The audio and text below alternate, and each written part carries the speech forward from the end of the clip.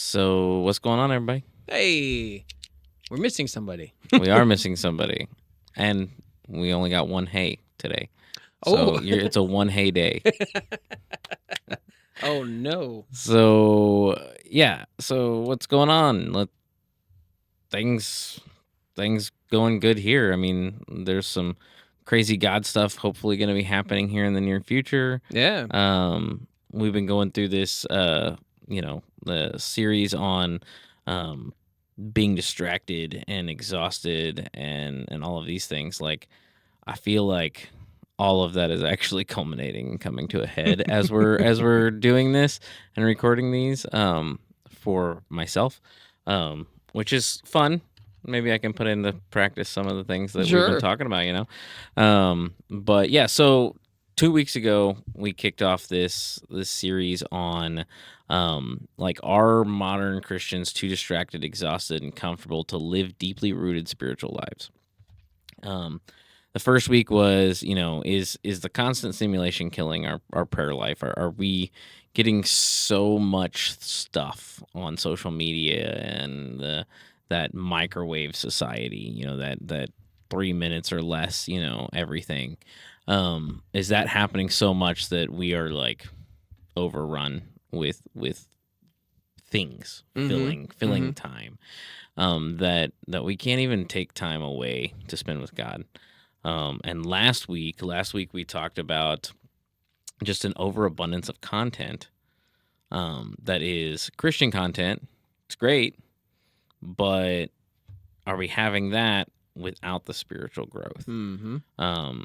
And one of the last questions, which I loved, it was, if we stopped consuming all Christian content tomorrow and could only live out what we've already learned, how different would our lives actually look? Mm-hmm. And I extended that a little bit with saying that, if all of that happened, if we no longer had access to the Bible or any of the Christian content, would what you've hidden in your heart still allow you to grow?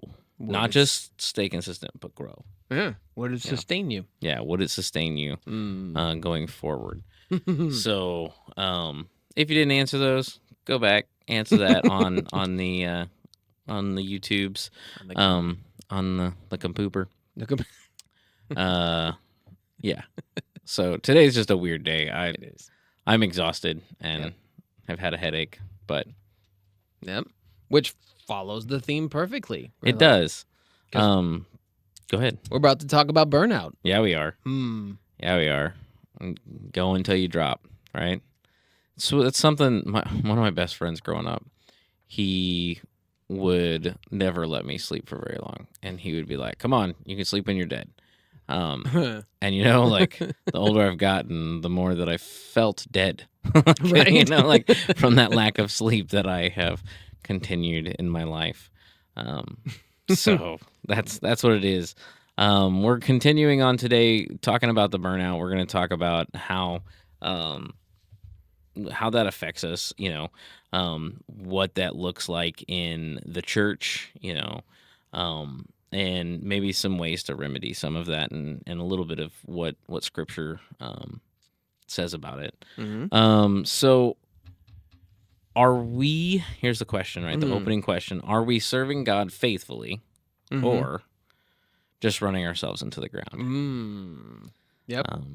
What do the Christians call it? Going through the motions? Are we just checking boxes? Right. I guess a question to follow up your question is, where's the parallel with consistency? Because you get some people who are just like, this week I don't feel like being here. This week I don't feel like doing this. Dude. And you're like, you know what? You just need to stay consistent. Like, even with the network group, you'll have weeks where you'll have 3 people show up and you're like, this is bogus. This is stupid. I should be done. Yeah. And then you're like, let's just stay consistent. And then a few weeks later, you're like, I'm glad I stayed consistent when I didn't want to. Right. But at the same time, then so your question was, are we serving faithfully or just going through the motions? Yeah. Are we serving God faithfully, or are we just running ourselves into the ground? Right. Which I think, again, is going to point us back to heart posture again. Sure. And I think, like, there is something to, Scripture tells us that we're supposed to run the race with endurance, right? Endurance is not it's not short term. Endurance is not the 100-meter dash, right? That's not endurance. It doesn't take endurance for that. What leads up to it, all that leads up to that takes endurance because of having to train for that. But the actual 100-meter dash doesn't take endurance. Whereas, a 5K, that takes endurance, And so, in fact, today even, like, I remember thinking this on the way over, like, I thought, man, this is the first time I've ever thought this about this podcast, but like, just like, I don't want to go. Oh no. I've not felt that ever. But I think part of it is this, right? Like it's the spiritual warfare behind what we're talking about in a lot of this stuff. And I've been experiencing burnout with some of the things. Like I took a break over the summer. This June and July, I've taken a break from the worship team completely. Stepped completely out of the playing and singing side and the running of tech completely. And I told them, like, look, guys, I'm out, hands off. Like I'm not helping, I'm not rescuing, I'm not saving nobody. Like, you guys are gonna have to figure this out on your own. And they're more than capable on the tech side of it. Like the worship side doesn't need me as much, but the tech side, like they've relied on me a lot for the fixing of things.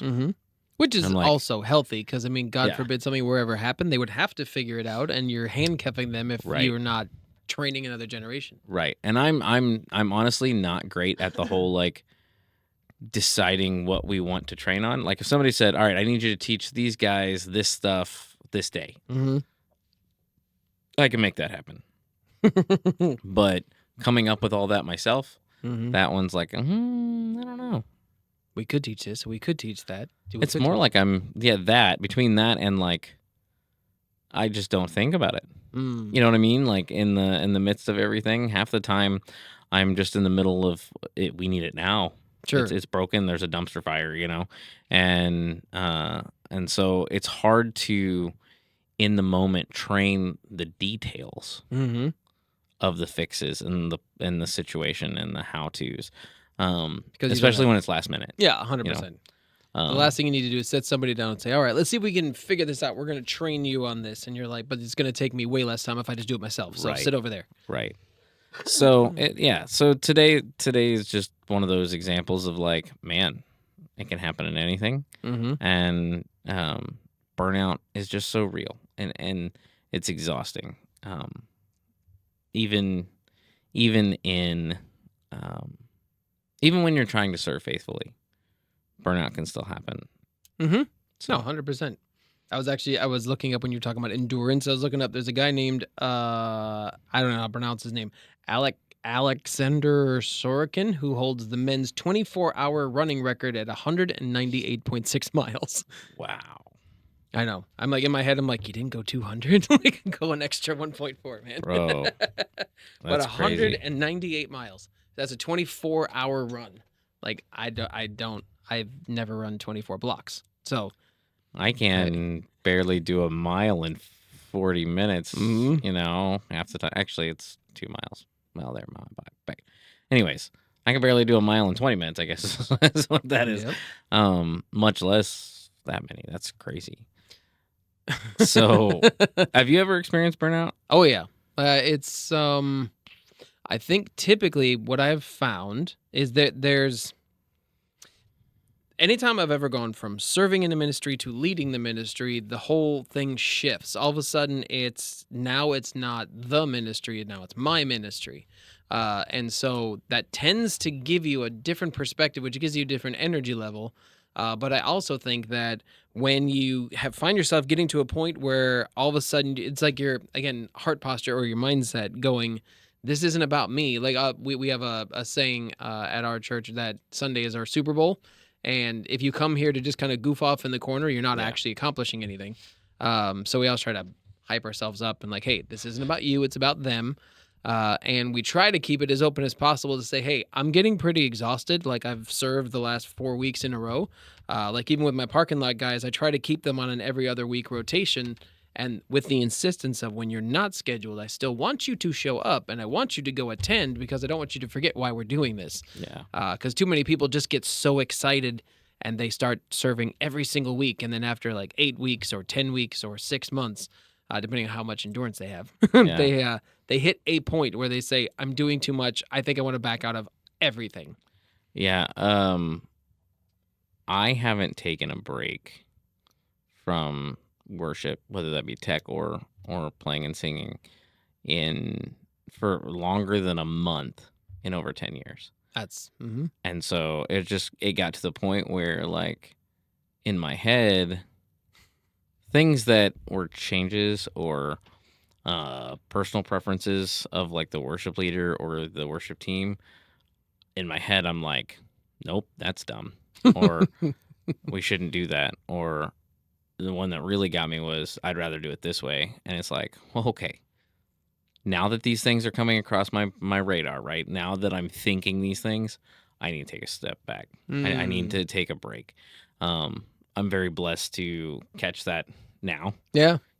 like as I'm starting to think those things.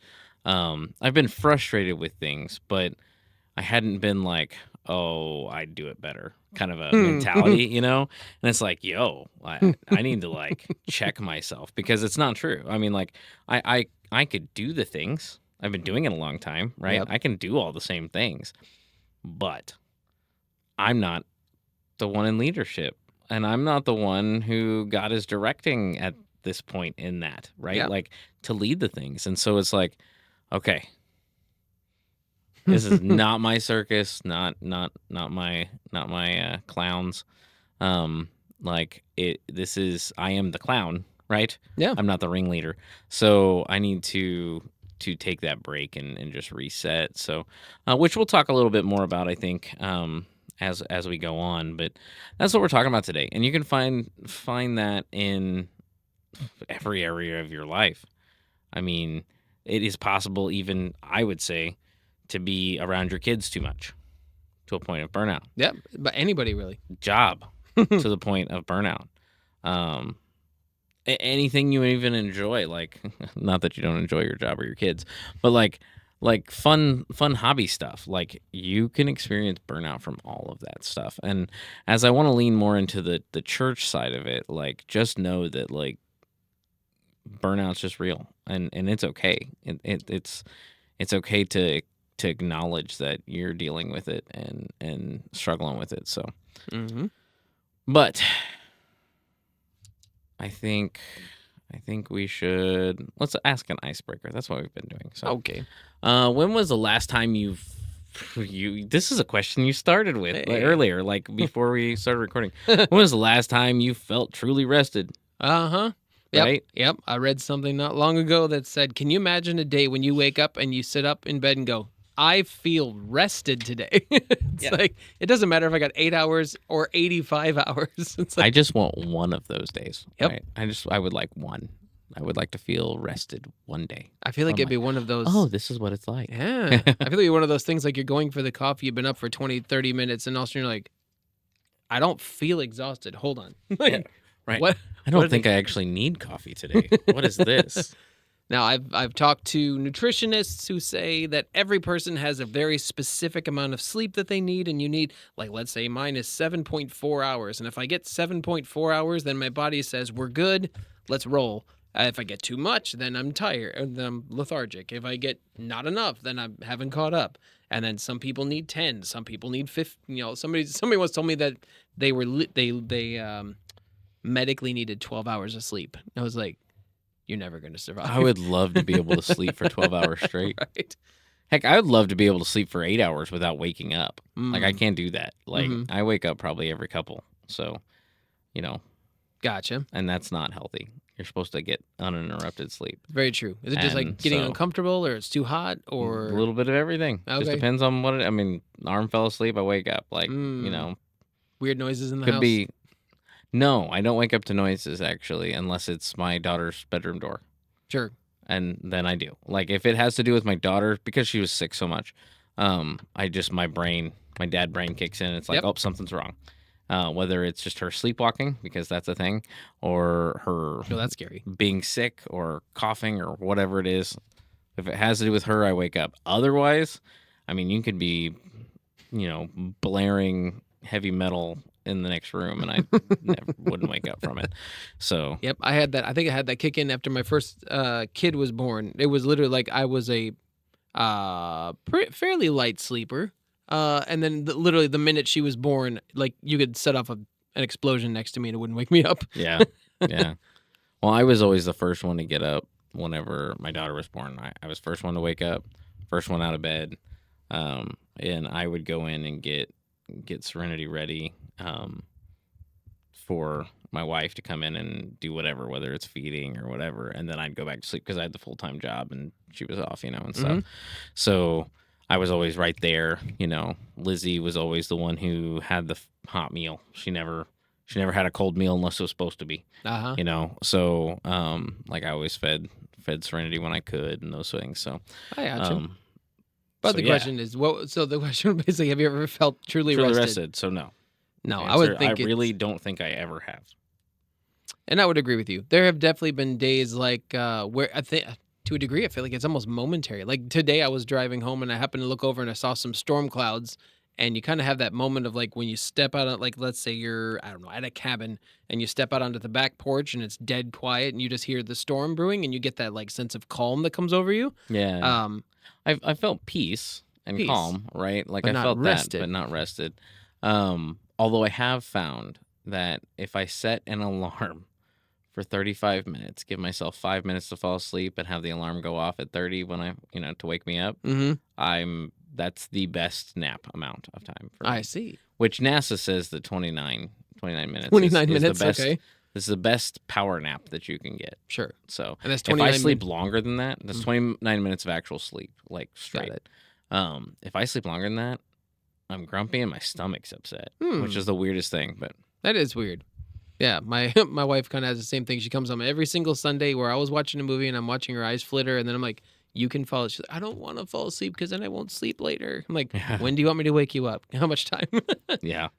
Anytime I ever try to take a nap, I just get so excited that I'm about to get more sleep, and I just can't. I can't relax. You get the energy just from wanting to go to sleep. That's funny. All right. Do you ever find it difficult to just sit still and do nothing? All of you out there, do you ever find it difficult to sit still and do nothing? As I bet 50% of them have this on 1.5 speed as they're scrolling through Instagram. I never watch on that. I can't do that. It's weird. It starts sounding like little. Yeah, I don't. Yeah, but yeah, right. I mean, the majority of people who listen to podcasts have it sped up. They're usually multitasking while they're doing it, which multitasking is actually not the best way to function. Correct. But I think it was proven. Some people argue that you can't. Right. That's what I was going to say, is that you can't actually multitask. But I would say that you could probably wash the dishes and listen to a podcast and interact with it at the same time. So there's some of that. But like I don't get the kids who can do like math homework while they're listening to music. It's like it just... Actually, that helps me. Interesting. Focus. Music helps me focus. So music makes sense to me. What gets distracting, like I have to distract myself sometimes, like in order to focus. But does that make sense? Like, yeah. Especially like if there's a lecture or sermon or even some meetings, if I'm doodling, I'm actually paying more attention to what's going on. So you're focusing your brain. Yeah. I'm sure somebody would diagnose that as ADHD or something like that, or ADD or whatever. But you probably couldn't do complex math homework while listening to a sermon, like where you're having to like pay attention to what they're saying. No, there's no way. Yeah, where your brain has to be actually active at both different things. I don't. I mean, I used to do when I was a cabinet finisher. I would go into the booth for 8.5 straight hours, and I would just listen to audiobooks the whole time because everything I'm doing with my hands is brainless. Like I'm going to mix this, and I'm going to spin that. I'm going to turn that on and spray this thing, and then blow that off. Like I don't need to hyper focus on all of that stuff. Now there are exceptions to the rules. So if you're out there and you're saying, "But I can do that," good for you.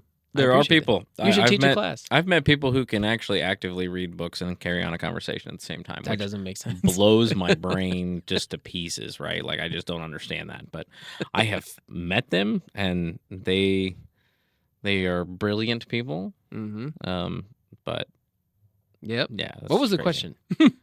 Sitting still and doing nothing. Sitting still and doing That's nothing. that's twice you've forgotten the question. I know. We're You just rambling didn't on, we I ask guess. that last week where it was What? kind of like, could you possibly sit still for 10 straight minutes and Right. just be quiet? Right. It's tough. It is. That's a tough thing. It's a tough task. If you haven't tried it yet, um, make it a point this week to try that. Just go outside around nobody and just be silent and try not to think for 10 minutes. Mm-hmm. And every time you think about something, your mind wanders off about something other than right here, right now, in the moment. Start over. Start the clock over. And let us know how long you can go. My record was 8 minutes. So, Oh, good job. thank you. It's tough. It's a really tough thing. What does a normal week look like for you? What does a normal week look like for me? I finally got into a little bit of a groove. I typically will, depending on when my first lead is in the morning, I'll usually set my alarm for around 5. Get up, make some coffee, and then I've got my wife and I started going through these little 31-day devotionals called, it was one for spirit-led marriage and spirit-led leadership.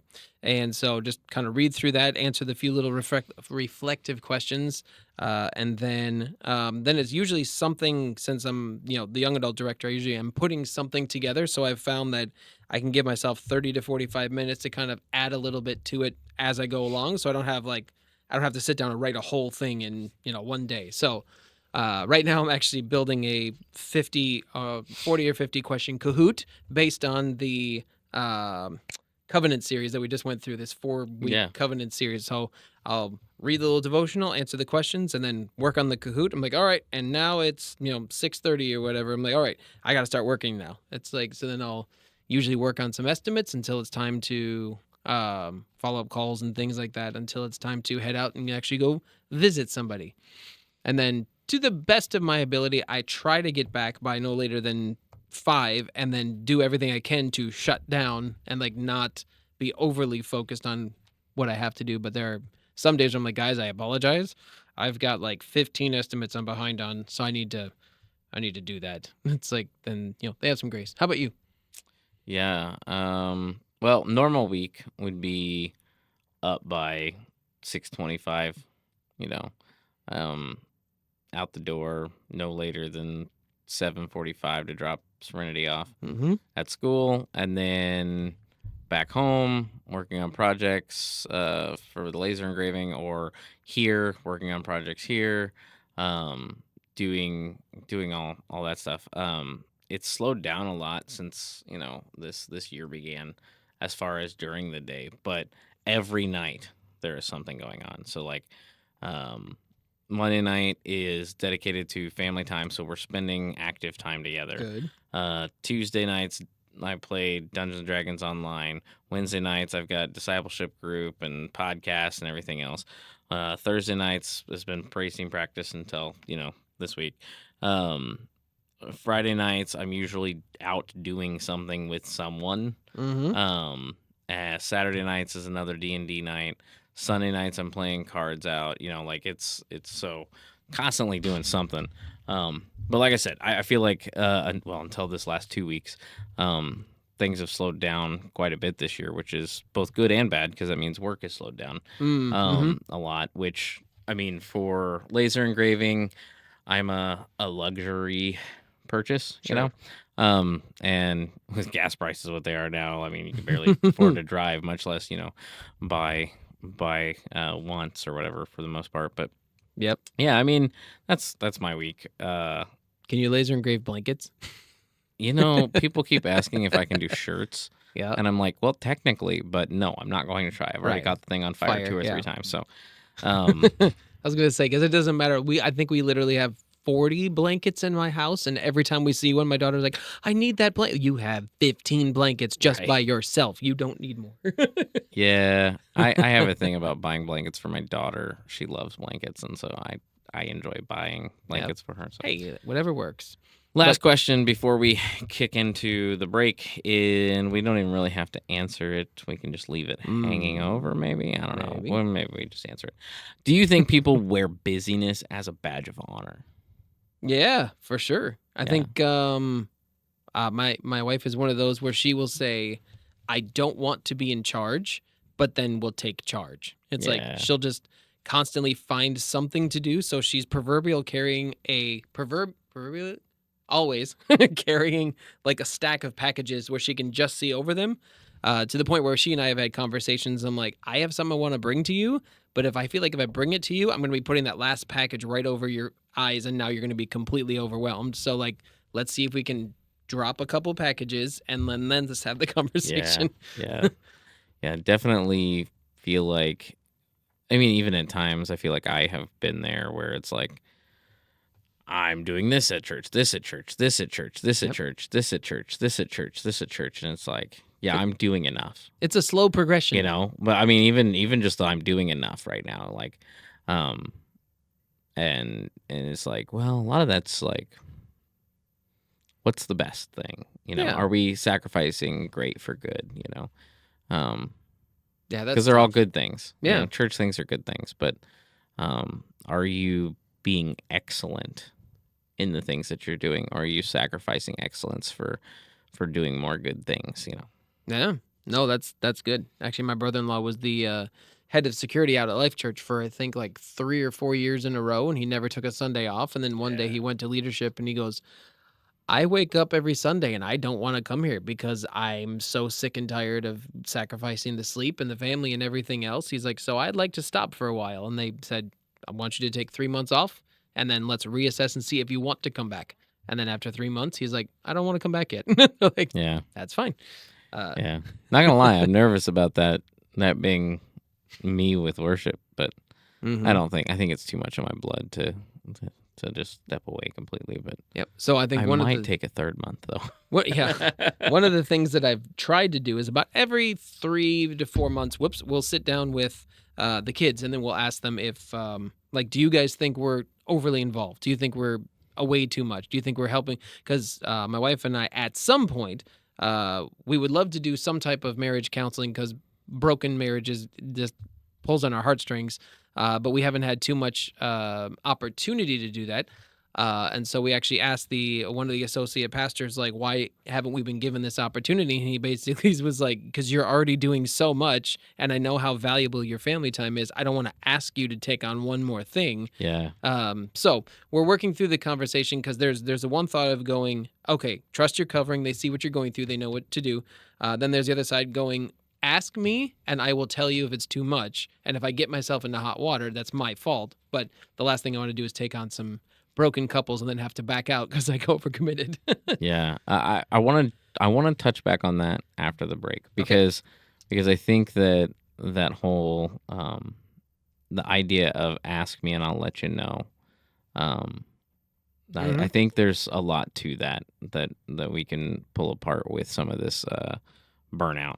I know that one of our faithful listeners, they've dealt with this topic, and I mean,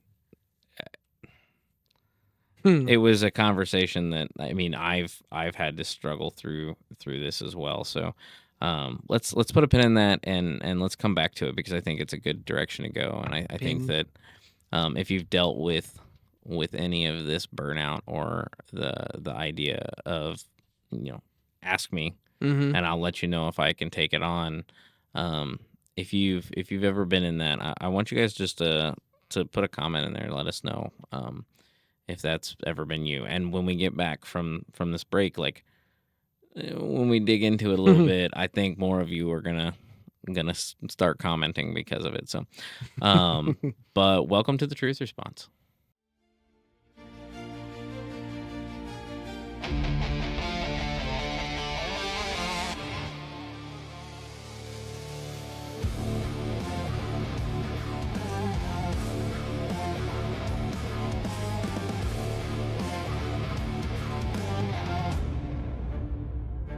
In the noise, in the fire, we seek the truth. We climb higher, not just echoes, not just talk. We walk the path, we walk the walk. Truth in the battle, light in the loss. What we seek, clarity in chaos.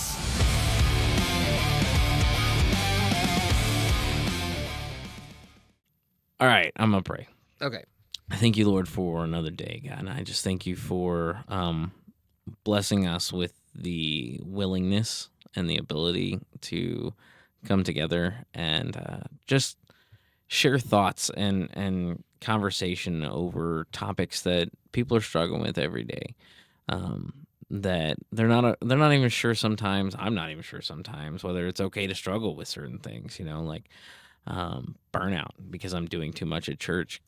Like is that even okay? And I thank you for the space that you've given us to just explore that and discuss it and the freedom to do so, God.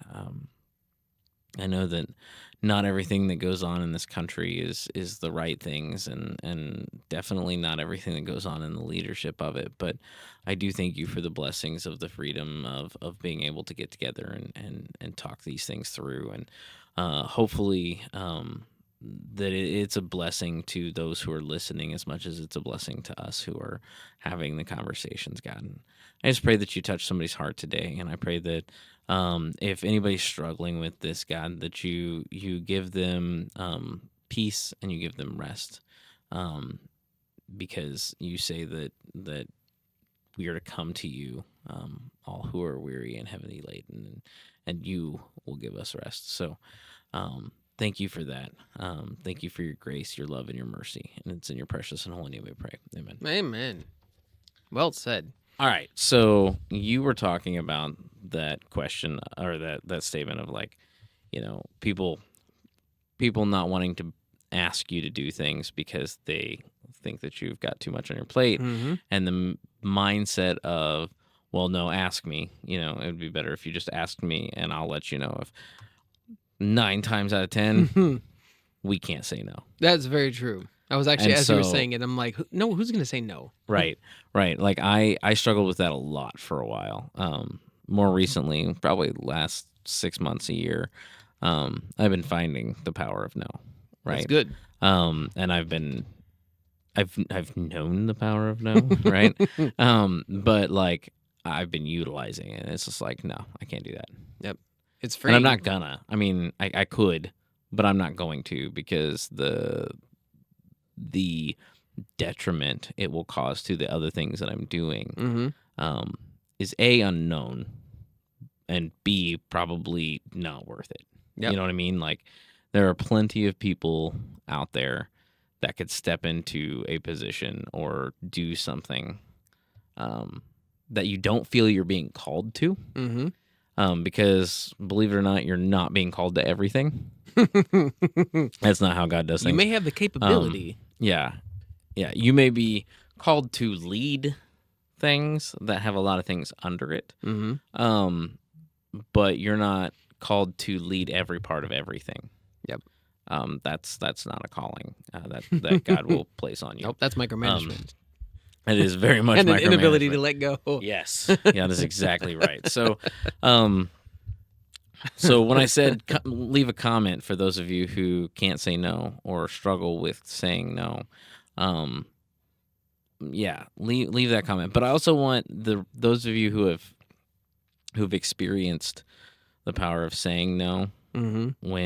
when it's not the right thing, to leave a comment too of encouragement for those who have been struggling with that, not being able to say no. I mean, it's a real struggle, especially whenever you just want to serve the Lord. Yeah. You don't want to say no, because that feels like saying no to God. But Yeah. the church is not God. No, right? that's Like, very true. just because your pastor asks you to do something does not mean you have to do it. That's even in good things, right? Yeah. Like that's just because your pastor comes to you and says, "Hey, I really think that you should lead this women's ministry." It does not mean that that's what you need to do. I'm not speaking to anyone specific, so don't be thinking that. But if God's tugging on your heart, cool. But if God is calling you to do something, then do that. Yep. And it's usually pretty clear. Maybe? I mean, if it's not, Mm. He'll make it clear. As if you're seeking clarity, I think that He will give you clarity. He may not give you all the details, right? Like that's not always a thing. I Mhm. mean, he told Abraham, pack up and move that way, Yeah. kind of a thing. So like it wasn't like, hey, I'm gonna have you go to this nation and settle down here, Mhm. and these are all the things that are gonna happen. He didn't give him the whole plan, right? Right. He said, get up and go, Yep. and I will make a way for you, kind of a thing.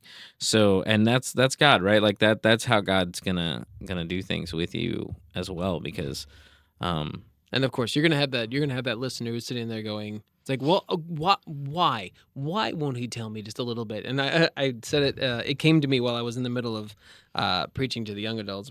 I was like, if I got a 12-year-old kid, if I said, "Here's what we're gonna do today," and I laid out all the things we're gonna do, inevitably, the minute I'm done talking, he's gonna go, what if we, and he's going to want to, like, I have an idea for how we can change this up. So God goes, I'm not running that. I know I have the perfect plan. And if Yep. I throw it at you, you're going to question my plan.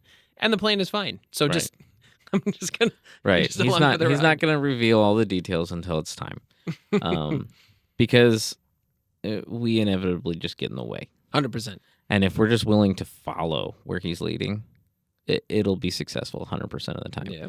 So, I think now, right? If you're listening to this, wherever you are, whenever this is, right now, today, during this podcast, pause the podcast, whatever. Take time to assess what all you're doing. Where are you serving in the church? Mm-hmm. Write it down so you can see it, right? And then ask yourself and ask God, are these the places that I'm supposed to be? Yep. The answer may be yes. That's totally cool. Mm-hmm. I was presented with that with a new thing, right? And somebody had said, well, you're just going to have to give up something else. Mhm. And I said, yeah, no. Because God wasn't calling me out of any of these things. Sure. Right? And I also didn't feel called to be doing that thing. Mhm. And so it was very freeing to be able to say no and just stick with that, because I wasn't being called out of nor to the things, So anyways, but take that time right now and just really look over, pray over what you're doing. Is it good, or is it something that is great? Are you sacrificing the great thing for a bunch of good things? Mm. Better yet, let me rephrase that. Are you sacrificing the right thing for a bunch of good things? Mhm. Yeah, my father-in-law used to be, he used to always have a saying, if somebody came up to him and say, God told me this thing, and it was regarding him, I think you should do this, or he would go, okay. As soon as he confirms that with me, I will absolutely come back to you. It's like, but I don't feel called to this right now. Yeah. So I like it. But go ahead. Ironically, on the flip side of that, Yep. if somebody comes up to you and says, hey, I think our church should do this, that's probably God calling them into that. It could be. Especially if it makes sense, right? Like, for instance, we had a gentleman who kept bringing up our church needs to do something for the shut-ins, and he was really burdened with that. You mean the introverts? Or- Well, like the people who are, homebound, homeridden. Oh, sure. Okay. Bedridden in hospice or I whatever, gotcha. hospitals and that sort of thing. And he was really burdened over it. And the rest of us looked at him like, okay, do it. Yep. Like, Oh, me? and it right. And it's like God maybe, and I'm not speaking for him, for any of you out there right now, right? But I'm saying God may be saying, I put this burden on your heart for a reason. And doesn't matter if you're a newbie or if you've been doing this thing a long time. I say it time and time again. Like, you can do what God calls you to do regardless of what it might be. Yep. Because if he's calling you to it, he is going to make the way. He will absolutely make the way. So 100%. Yep.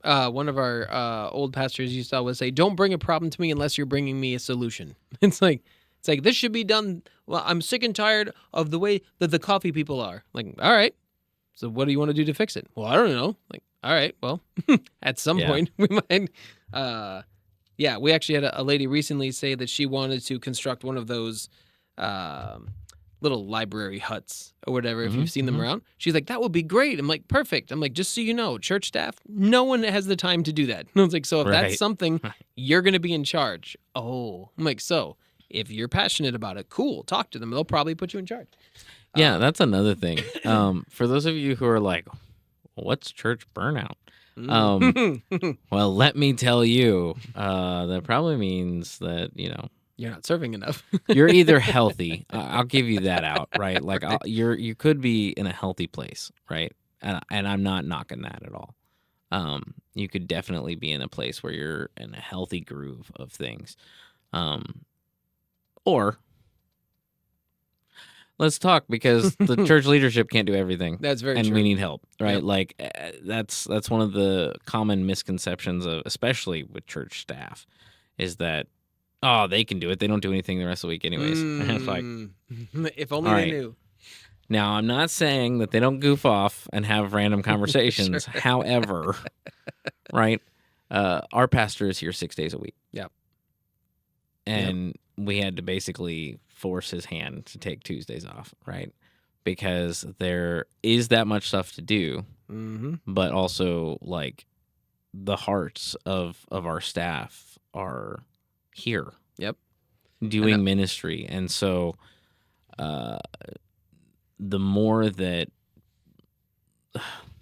not to use churchy words, but lay followers, everybody else pitches in, as volunteers. The more that you guys pitch in, the less stress, the more free our staff are to do things with excellence, because they don't have as much on their plate. Somebody said, I was listening to a radio show, Christian radio show, oh man, probably 3 years ago, and they said the average pastor, senior pastor, has to wear 64 different hats. And they have to be the counselor and the preacher and the teacher and the money person, and the prayer warrior and and there's just a list goes on and on as their job, and so keep that in mind. Like, if you're not doing something, and you feel like God may have been toying around with something in your brain, like, guess what? Maybe that's what you're supposed to be doing. right? So then, of course, taking the cynical side, we're gonna play a little bit of devil's advocate, right? Turning my game on me. I used to, Where's Matt when you need him? I know. Oh yeah, he bailed on us. No, I used to be the overly cynical one. I would sit back there with my hands folded and I would pick everything apart. And so my retort, if you had said, dude, if you're standing on the stage and you're having a conversation with people and saying, we need all of you to help. We need you to just pitch in here so our pastor can breathe a little bit. My immediate response is going to go, that's what he gets paid for. I don't get paid to come in here and do this with that or fix this or fix that. Yeah. It's like, so that's my immediate, or my cynical side would say, like, My response is, all right, I'm going to have him stop. I'm going to have him stop doing those things. And I'm going to have him do just what he was paid to do. And then we'll see, right? Like, that's something I wish that pastors could do. I don't think it's a part of their blood and their DNA to do that. But I wish that, for instance, one of the biggest requests in the church is, we need people for kids ministry. Right? I wish we would just close off the classes that people call out for on a Sunday and be like, sorry, we don't have enough volunteers today. And just call it a day. Or you have worship and no preaching because the pastor is back there sitting in with your kids. Like, it's like, okay, this is what it looks like. I wish that we could give people what it looks like for the day-to-day of all of the pastoral staff, right? Or all of the church staff in general. Because just because you're cleaning toilets does not mean you're not doing ministry stuff too. Yeah. But also, like, I wish we could just give them a glimpse of what it means for people that aren't volunteering. Can make it a reality show, like Yeah. Undercover Boss. Undercover Boss. Yeah, no, actually, Undercover the Pastor TJ, our new associate pastor, taught a class a few weeks back, and instead of typically sitting down and say, "This is what the Bible says about all these things," he said, "I'm going to give you some scenarios today. All right, you're a brand new church, right?" He goes, "You've been open for about this much, and you're growing rapidly. Now you have these two people show up. One super talented, they've been in ministry a long time. You're like, this is great. Another person you've seen." And you're like, I've seen them for the last few weeks and their heart is pure. They show up early, they're hungry, they're excited, they have little to no talent. Who are you taking to lunch? It's like, and then going, well, and then there's this big long debate.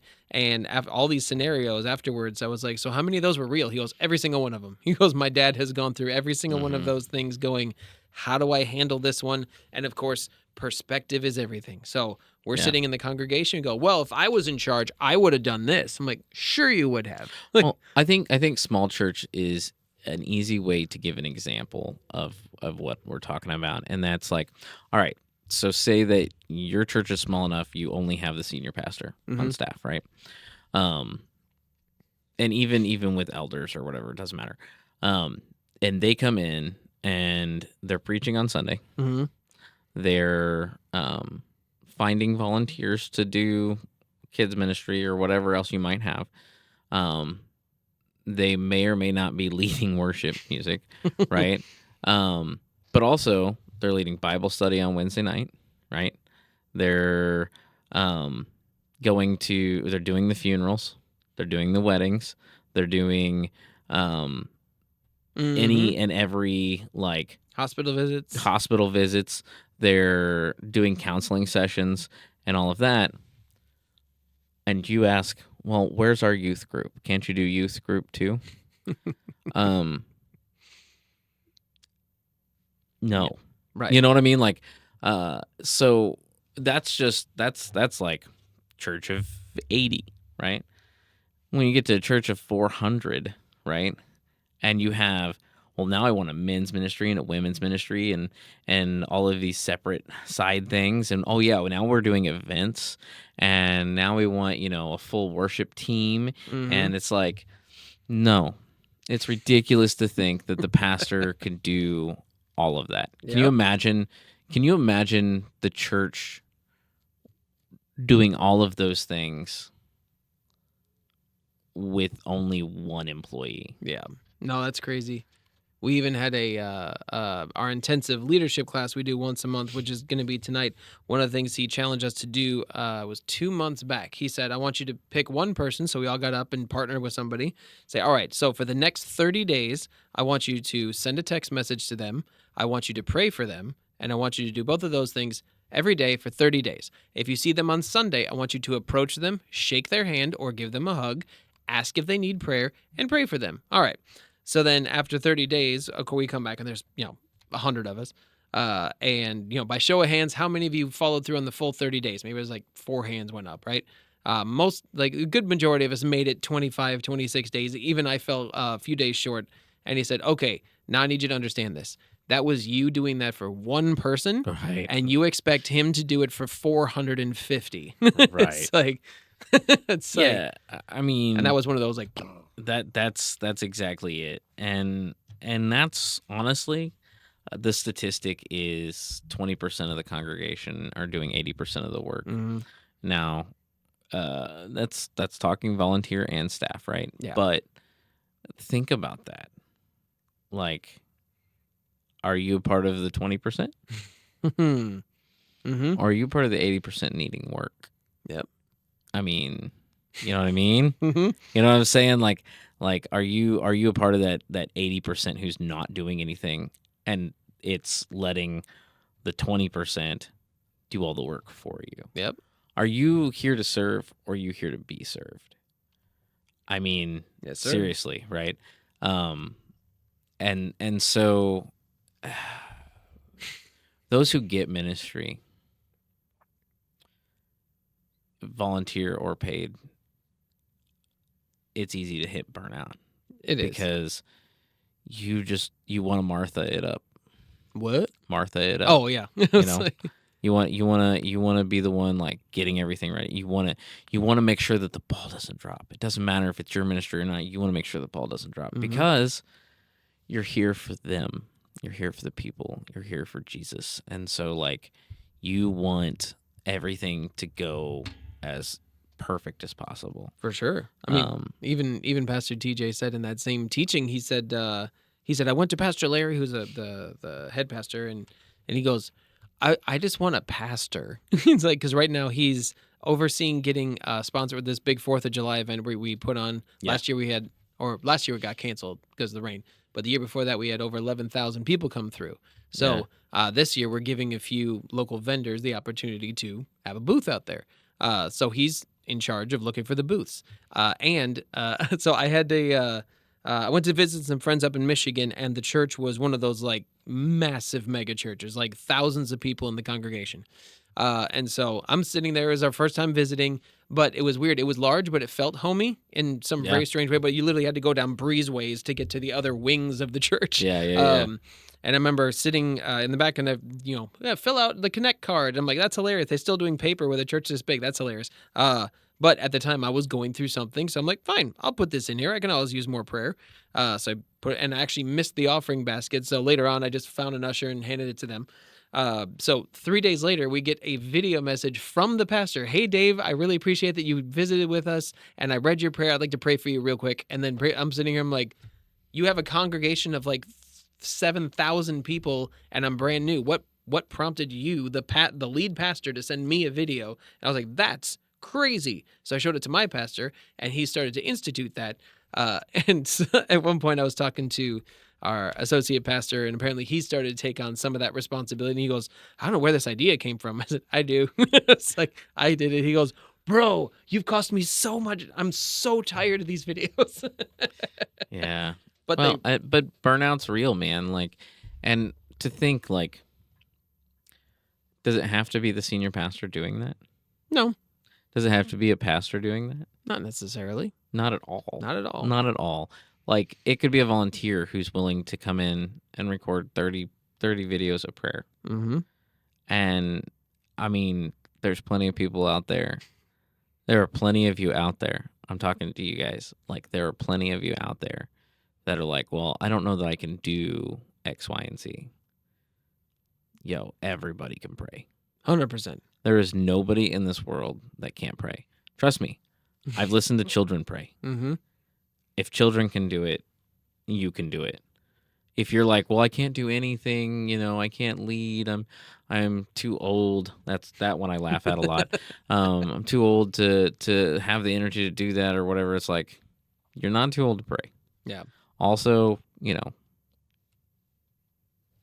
I mean, I laugh because it's like, okay, Joshua, 60 years old before he even started his ministry. Yeah. Bro, like before he took over leadership of the entire country, the entire nation of Israel. So like you're not too old to pray. You're not too disabled to pray. You're not too dumb to pray. You're not too slow to pray. You're not too anything to pray. Yep. That is the very first thing that we should do and think about, and that should be our first step in any process. Like, prayer is the one thing that any and everyone can and should be doing. So I think the videos, that's awesome. That's super cool. And there's no reason why every church couldn't do that. Yep. And there's zero reason. There's actually, when I was telling them about, there's a gentleman that I met through networking, has an AI thing called PromoFlix.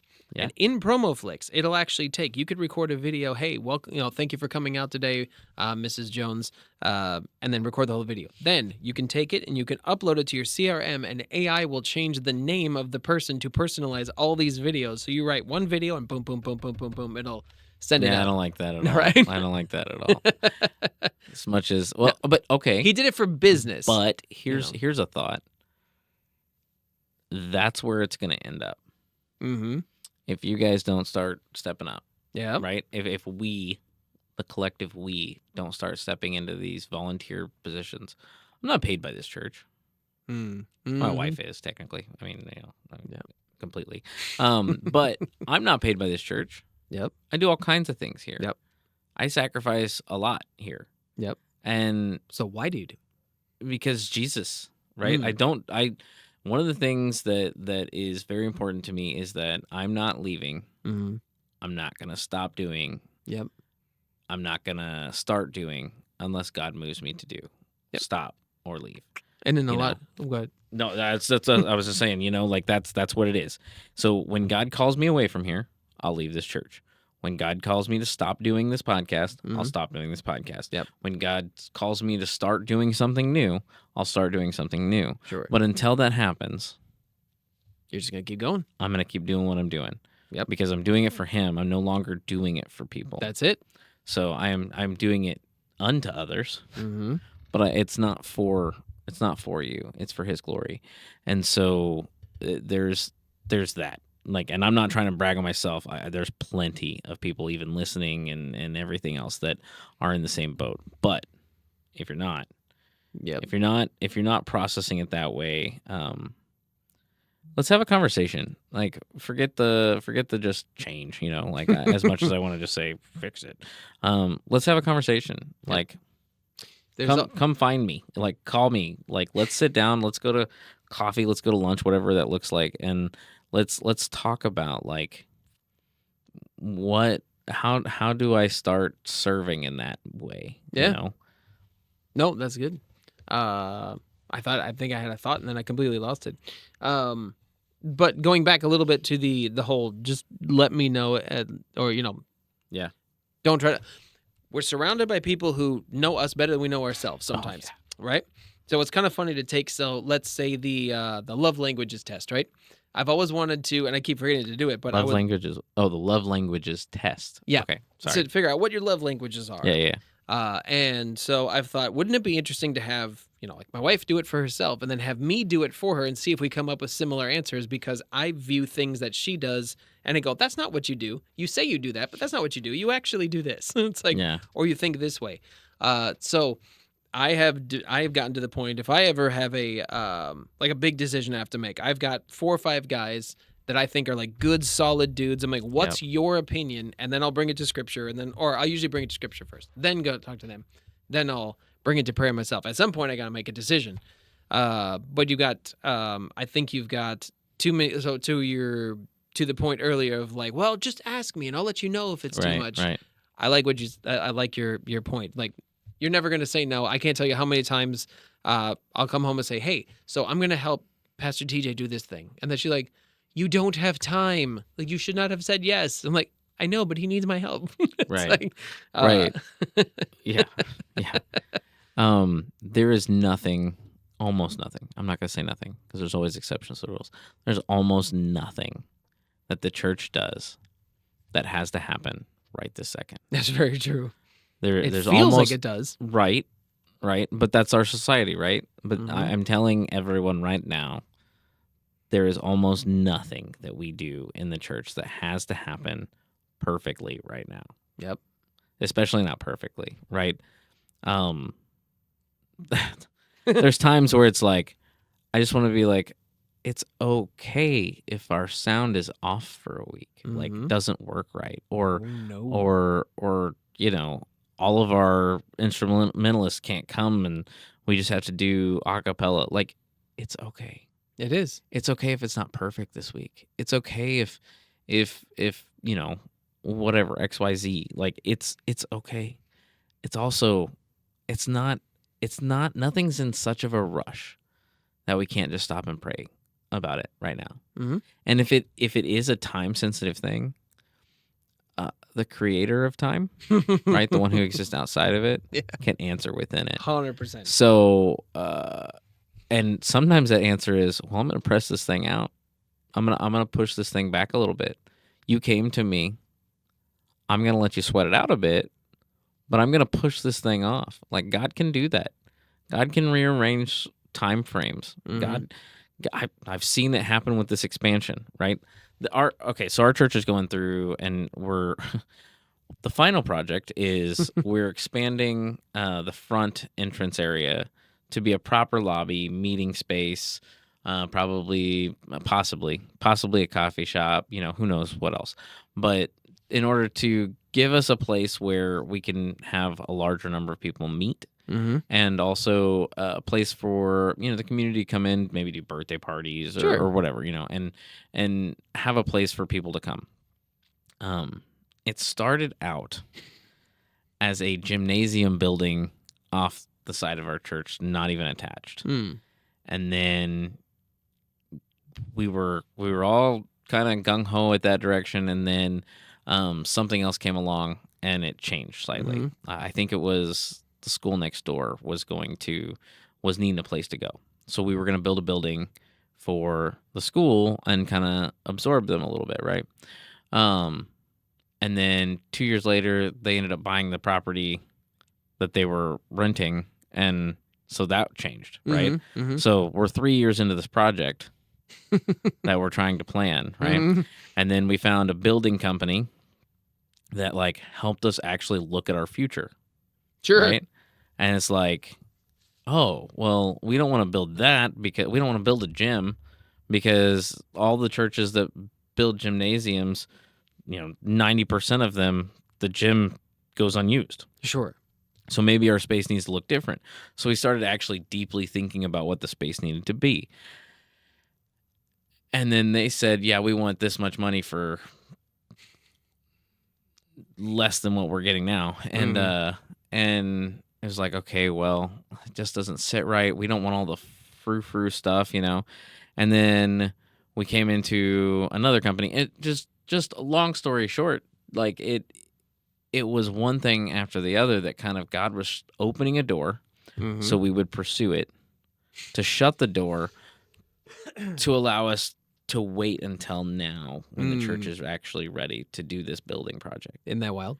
And so know that if you just stop and pray about it right now, God can change the circumstances around anything. Mm-hmm. He can change your time frame of when things are going to happen. He can give you an answer right now.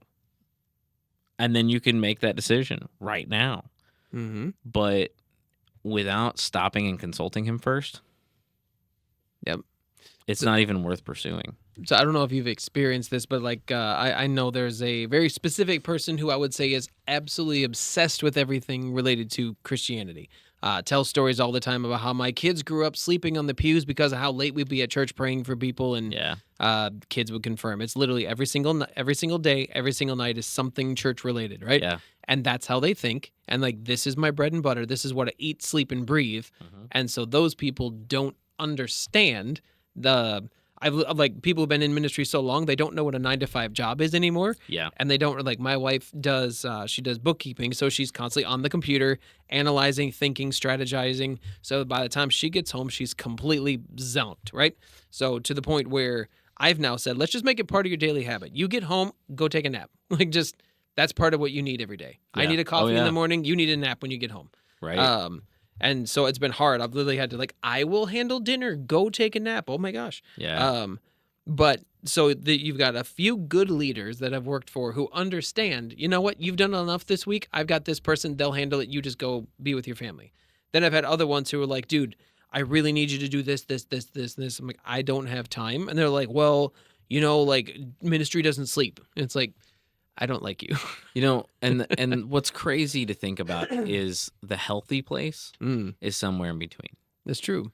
Because ministry is 24/7. Mm-hmm. That's the other thing people don't 365. understand. All ministry, everyone listening's ministry True. is 24/7, 365.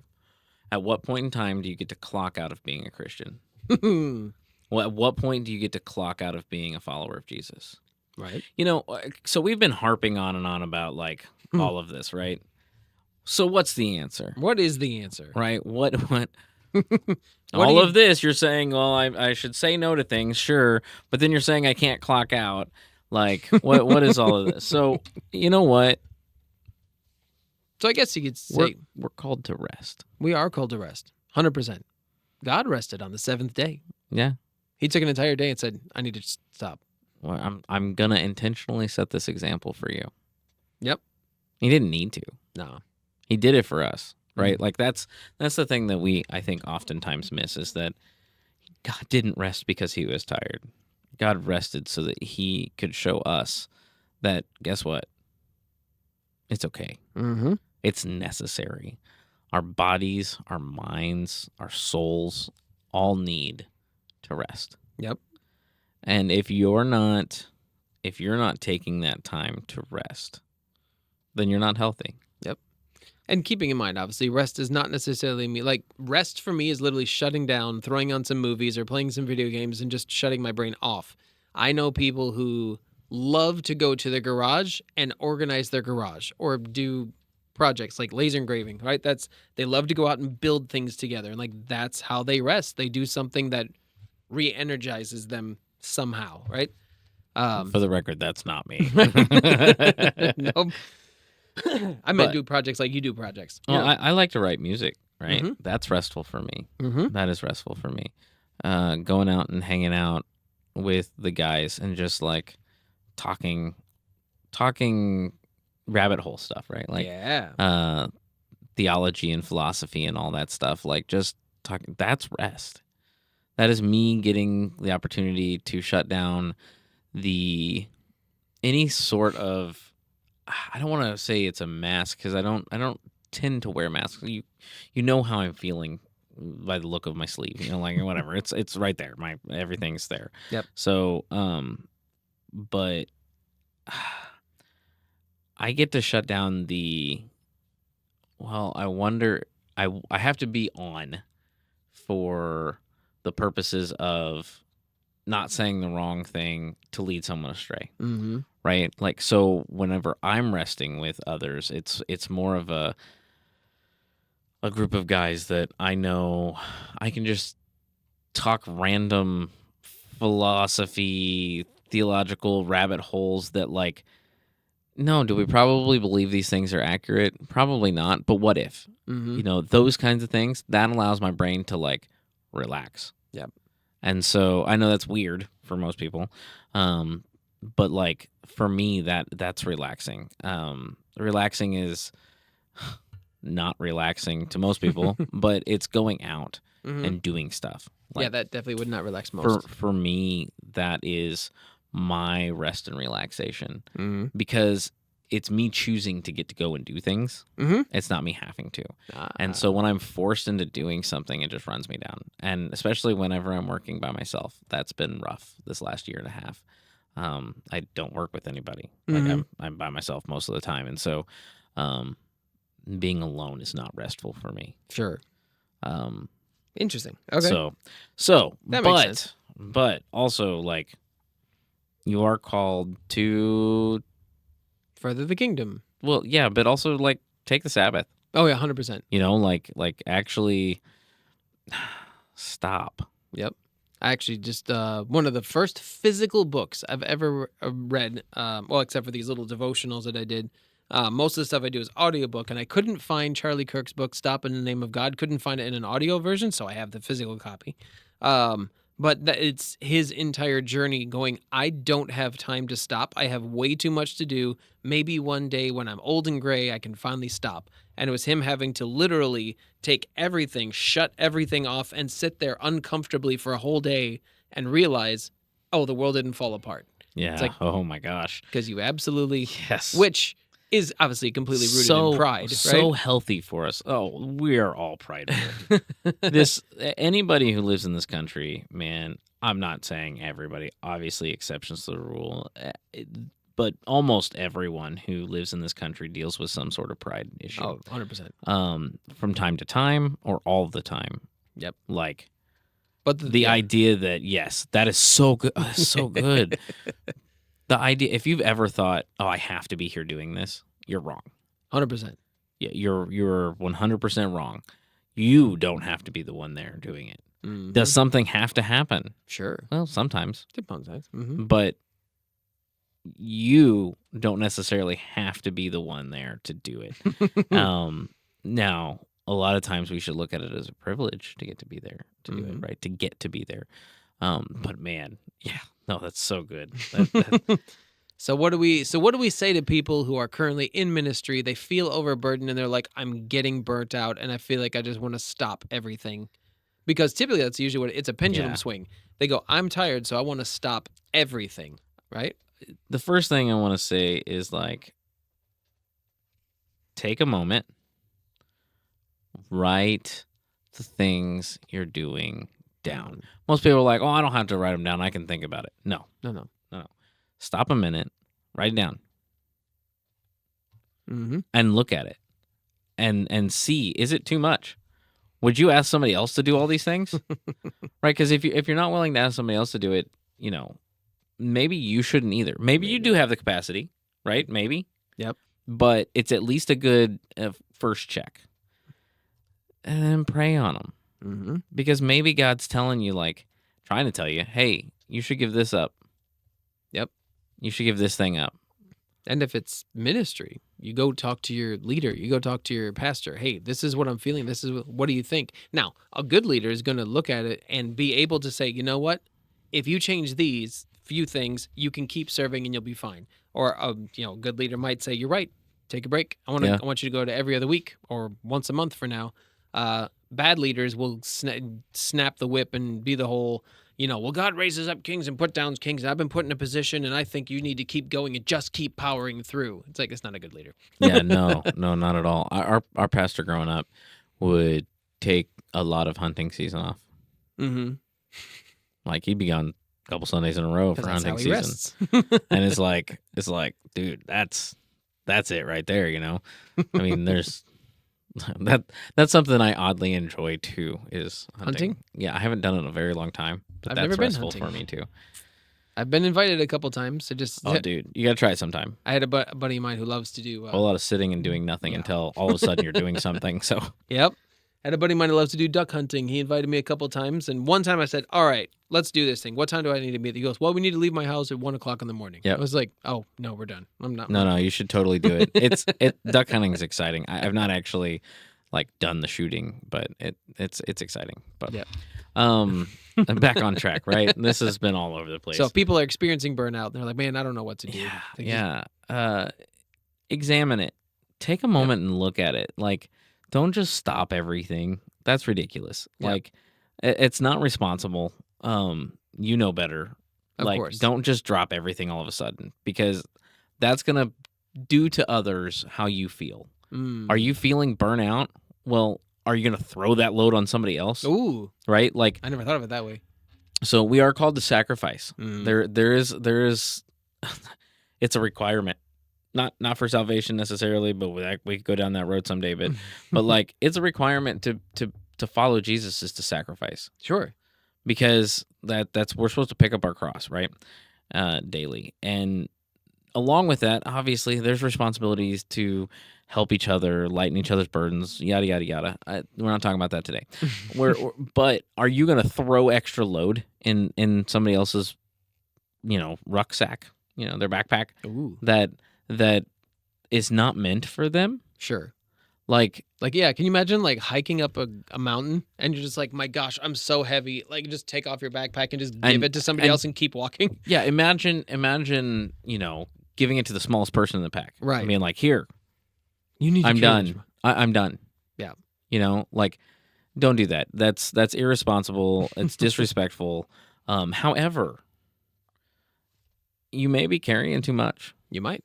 And so it is okay to unload that stuff in a healthy way. Have conversations with the people that are surrounding each ministry that you may feel like you need to step out of. Yep. And trust your family. So if you've got a wife, you got kids, you got a husband, sit down and say, I need your honest opinion. Am I overcommitted? Yeah. And they'll usually be pretty please, thank God for saying something. You're there every single weeknight. Yeah. You need to do something different. Yeah, and come up with a plan to step out. Don't just be like, okay, I talked to the leader of this ministry. I'm done. Goodbye. Barring an emergency. Yep. That's rude, disrespectful, and selfish. Yep. So, but with all that said, we obviously, I support stepping out of ministries that you're not supposed to be in, that you're not called to. So if that's the case, do that. Um, I'm all for God pulling you out of something, Yep. and He'll make it clear that this is too much. I mean, and go ahead. I was just gonna say, just be looking for if He's wanting you to do something else as well, because sometimes there's you'll feel burdened and burnout in a certain ministry, and as soon as that ministry has been alleviated, another thing will come along, and you're able to do that thing Mm-hmm. and still feel okay. Sure. And that could be a call out of certain ministries as well. Mm-hmm. I don't know. Like I feel like that's what happened with youth ministry for me. Mm-hmm. Was I was burnt out. I was frustrated, and so I backed away, and instead of trying to build a way out of it, I just kind of quit on it, and so if I would have read the room, earlier, I think that at least things would have gone healthier, right? So I don't know, and I don't feel called to youth ministry Mm-hmm. at this point, although maybe a form of it here in the near Sure. future. I'll let you guys know if anything comes of it. Okay. But yeah, I don't know. Does that make sense? Yeah. Is that too much rambling? I No, guess no, I don't know. I mean, something recently so I was helping out with the tech crew. So I'm in a very unique position in that since moving here in 2013 and going to the same church since then, I've done almost everything that could be done except for Spanish translation. Sames. Right? Yep. And so I can hop in wherever I need to, which is good. But so for a while, there was a desperate need for someone to do Pro Presenter. So that's up in the booth. It's quiet. It's in the background. And there are parts of it that I enjoy. So no problem. Do that. And then at one point, they approached me and said, would you like to lead this ministry? And I said, to be perfectly honest, I have no passion for this ministry. I can just do it. So I don't really want to lead it. And they found somebody else. Then all of a sudden, one day I'm sitting there. And for some reason, I'm like starting to get excited about starting a parking lot ministry, which is in Florida. And I'm like, why would I be excited about that? And I challenged that for a while. And then after about 2 weeks or so, I finally was like, all right, I feel like God's calling me to start a parking lot ministry. Okay.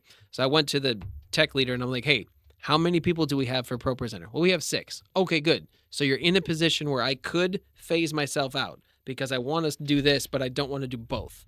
And then they said, yeah, that's fine.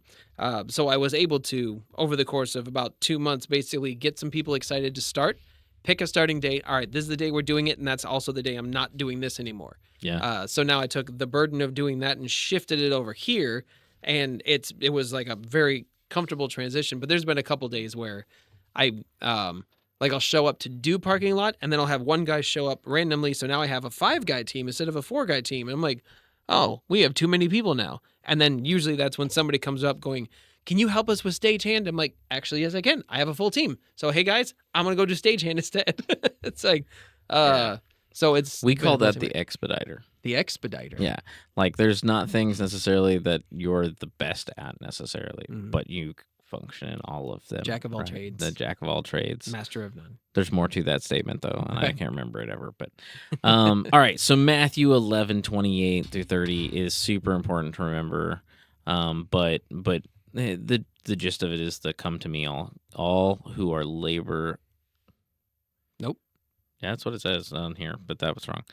All who are weary and heavy laden. Yep. And I will give you rest. Like that is the call that's where your rest is found, is in Jesus. Mm-hmm. Ultimately, if you're not doing daily quiet time, I'm not saying reading scripture every single day, but it is important. Yeah. But And we're not saying 3 hours at a time. Right. If you're not having your personal quiet time, you're gonna experience burnout. Yep. I guarantee it, because you're gonna get disconnected from the why. That's it. And the who it's for. Yeah. Part of my testimony is the when I decided that I'm all in for Jesus, not just for the people in the church. Mm-hmm. So Mark 6:31 come away by yourselves to a desolate place and rest a while. Mm-hmm. Exodus 20:8-11. It's a good one. That's the command to remember the Sabbath. We talked about Mary and Martha. That's found in Luke 10. And the fact that Martha is constantly going, but Mary she saw what the moment was, Mm-hmm. right? And she was present. That's what we're called to. That will alleviate the burnout if you just are able to realize what the moment is. Nope. Right? Live in the moment That's good. of that. I even had a situation with my son where he helps with the kids ministry, and so we're trying to get it scheduled so all of us are scheduled to do something on the same day, because it's much easier to know we're all on for one day and all off for another day. So it's like my wife, myself, my daughter, and my son. So if we're all scheduled to do different things on different days, it gets really aggravating. But I remember there was one day where my son, it was Saturday night, and he goes, "Am I scheduled tomorrow?" I said, "Yeah." And he goes, "Oh, I don't want to be scheduled." And I said, "Why don't you want to be scheduled?" And he goes, "Because it's early." I said, "Okay, let me ask you a question. If it was in the afternoon, would you also be frustrated?" "Yeah." I'm like, "Why?" "I don't know." It's like, so I kind of like rephrase it. I'm like, so is your frustration with getting up early, or is your frustration with doing the job? And if it's with doing the job, why are you frustrated with doing the job? It's like, well, I would rather not. I'm like, okay, all right. So we have a sacrifice issue. It's Yep. like, Yep. you're not catching the vision. That is, yes. Yes. When we stand before God, do you think he'll ask why we didn't accomplish more? Ooh. Or whether we were faithful? Well, okay, so two-part question. Do you think that when we stand before God, he'll ask, why didn't you accomplish more? I really don't think so. Do you think that he will ask whether we were faithful with what he actually gave us? Probably. Like, to a degree, mostly just to cause us to do self-reflection. Right. I mean, but that's what he's looking at, right? That's the heart of the question is like, is he looking at, well, why didn't you do more? Well, I mean, maybe. Mm-hmm. Look at the guy who buried the talents in the sand or whatever, you know. Mm-hmm. I mean, you could have at least put it in the bank. Sure. And it could have drawn interest. Right, yeah, of you course. know, like, but that is, I guess the heart of this question is more of the, do you think he's going to ask you why you didn't stretch yourself thinner? I don't know. Or do you think he's going to ask, you know, what did you do with what I gave you? Mm-hmm. I think it's more that. Like, I know I'm thinking of a gentleman right now who comes to church every week. He walks in, he gets coffee, he sits down, he listens, he gets up and he leaves. And I've been here since 2013. It's every week in, week out. Doesn't do anything else. It's like, so I have a hard time, I would think. It's like in my fleshly, judgmental prison. I was like, if I stand before God, I'd be terrified going like, did you do anything? You just showed up and consumed and went home. You know, it's like, so if I were him, I'd be scared. It's like, well, I like to, with that, I like to go to the flip too. Don't forget the warning in Matthew 7, right? Many will say to me that day, Lord, Lord, have we not prophesied in your name and done miracles and done many wonderful works? And he'll say, depart from me, I didn't know you. Because you didn't do it for me. And he says, in your name, we did those things in your name. And he's like, yo, but you didn't take the time to get to know where I was, who I was. You know, I don't know you. You may have done these things in church, you know, you may have, you know, you may have been faithfully putting the communion cups in the backs of chairs every Sunday for 30 years, you know. You could have been faithfully, you know, collecting the offering. You could have been faithfully leading the worship team. You could have been faithfully doing this and that, but you didn't take time to get to know me. Nah. And so, you know. That's crazy. So there is the flip side to that too. Like, For sure. Yeah, man. Yep. Well, and then of course you get the people who are in leadership and they're starting to get burnt out, right? And I heard it once put that if you can find somebody who can do something to to 75% of how good you can do it, it's time to let it go. Yeah. Because Oh, that's good. yeah, because it's like that last 25% can be taught and trained and structured. The problem with most people is that once they've gotten their pattern and gotten their fix, they don't want to have to then train somebody else and then watch over. I don't want to babysit. You can literally babysit for 5 minutes and then you can stop babysitting. Or if you can get somebody to the point where they're almost as good as what you would do, just let Well, it go. And I they're gonna- almost think that should be tweaked just a little bit, because that first 75% can be taught. Mhm. That last 25%'s got to be learned, like That's- experienced. yeah. I think about that with me stepping away from the tech stuff. Mhm. Like, I can set you up, and I can teach you to run all these things, but until the moment hits where you've got to be the guy that everybody looks at to fix the thing, Mhm. like, you're not going to learn No. how to do that on the fly. Yep. So yeah, that's good though. That's awesome. Like and I know one thing at our church that we're trying to push is like, who are you training as your replacement? Yep. Because if you're not training someone as your replacement, then you're probably not doing your job. Mhm. Like, everybody should have somebody that they're training up to take their place. Yep. Whether Because then the that's ministry becomes hinged on you, right. not hinged on God. Exactly. That one of the biggest places that's a failure in is youth ministry. I'm not Mhm. saying here or your church or anything like that, but youth ministry in general, that's one of the biggest downfalls is we don't create a ministry that's not reliant on the youth pastor. Yeah, that's true. We create a ministry that's reliant on the youth pastor, and then when the youth pastor leaves after 18 months, which is the average turnover rate time, Everything when he falls apart. leaves, everything crashes. Yeah. And people leave.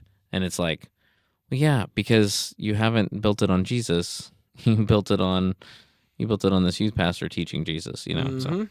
That's good. all right, if we removed all titles, ministries, responsibilities, and accomplishments from our lives, would we still know who we are in Christ? Oh. That's the reflection question for the week. So we're wrapping it up. Mm-hmm. I know we were kind of all over the place today, but honestly, so we didn't talk a whole lot about prayer Yeah. our first week True. because we were too distracted. That's right. And then last week, we produced a lot of content. Mm-hmm.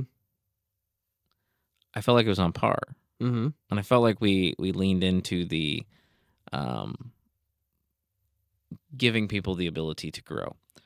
This week, it showed burnout. Mm-hmm. It showed examples of burnout. We talked through burnout. I was thinking about that since week 1. I've been thinking about it, and it's like, man, these podcasts these episodes have reflected what we're talking about. Isn't that interesting? And so hopefully you guys hung in there this whole time, allowed us some time to vent, and hopefully you heard what you needed to hear out of it. If you want to talk more, we're way more than open to talking about 100%. it. If you need prayer, please ask for it. Yeah. Put it in a comment, email me, whatever. Like we are here. We truly are here for you. Those of you who have put on there that you've been struggling with things, I've been praying for you. We want to love on you guys. We want to help you guys lighten your load a little bit and give guidance and receive insights. We're not perfect. No. Look at this podcast, for example, Yeah. right? Like, this episode was rough, and I have questions that we didn't really ask. Like, I had plans, and there was a lot of rambling, but at the same time, like, it really shows that it's important to rest. Yep. It's important to take a break. It's important to keep God first. Mm-hmm. And listen to the things that he's doing, because burnout, as much as living there is a bad thing, experiencing burnout could be God trying to get your attention. Could be. I think that God does different things for different people. Mm-hmm. I'm a neon sign guy. I miss things real easy, right? Like I'm a brick. Somebody's got to throw a brick at my head in order for me to get it. So burnout happens, and then I'm like, oh, okay. Right. So just be wary of that. Like, no, like watch out for it. And allow other people to hold a mirror to you. Yeah, absolutely. It's uncomfortable. Ask people. It doesn't feel good. It's a whole lot easier if you ask people to do Yeah. it, instead of waiting till they just do it because you need it.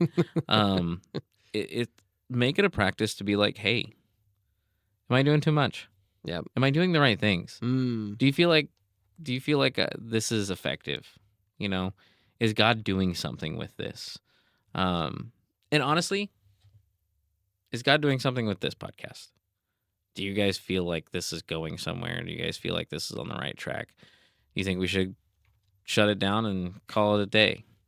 And if you do, and God confirms it with us, we will. Well, absolutely. There you go. I will move where God wants us to move. But I'm just curious. I mean, I'm inviting you guys into our life in this, Mhm. right? You guys are the second biggest part of our ministry here and what we're doing. God obviously being the number one. So we love you guys. Thanks for all that you guys do. Thanks for supporting us. Don't forget Patreon. Cool things getting rolled out there. Patreon is actually changing some of its structure a little bit to where you're going to be able to find similar things on Cool. on Patreon now. So they're going the way of somewhat more of a social media thing, but we need you guys to get people on the Patreons. Okay. Even if it's free. Some of the algorithmy things helps. It helps with that. So if you guys are like, I can't contribute monetarily, but I'm willing to sign up for this thing, and hopefully that makes the podcast more visible. Cool. If you guys have talents in making us more visible on the interwebs, Mm-hmm. please reach out. I'm so bad at it. I feel like that's our biggest downfall right now is me not knowing how to Make it look good. not just make it look good. I mean, that is part of it, but Yep. but also like how to spread it. Right. Like the hashtags and the algorithm. and all the algorithmy things. Yep. So We actually keywords. have a young lady who's doing a lot of social media stuff for our church right now, and it's like she'll come running up to you like, "We need to do a video. I just want you to hold this Bible and then wave your hand over it." I said, "Okay," and then she'll take it away from you, and then later on she's got a whole video of a bunch of people doing things, and somehow, however she's doing it, she's getting hundreds of likes and all that stuff. That's I don't know awesome. I don't know what she's doing or how she's doing it, but maybe I'll pick her brain. Yeah, there you go. If you guys are out there and you're interested, Let us know. let us know. Yep. Because we're looking for it. We pay nothing, but we have big hearts and we love you. That's right. So we'll probably take you out to eat. How about There you go. that? So thank you guys once again for bearing with us. God bless.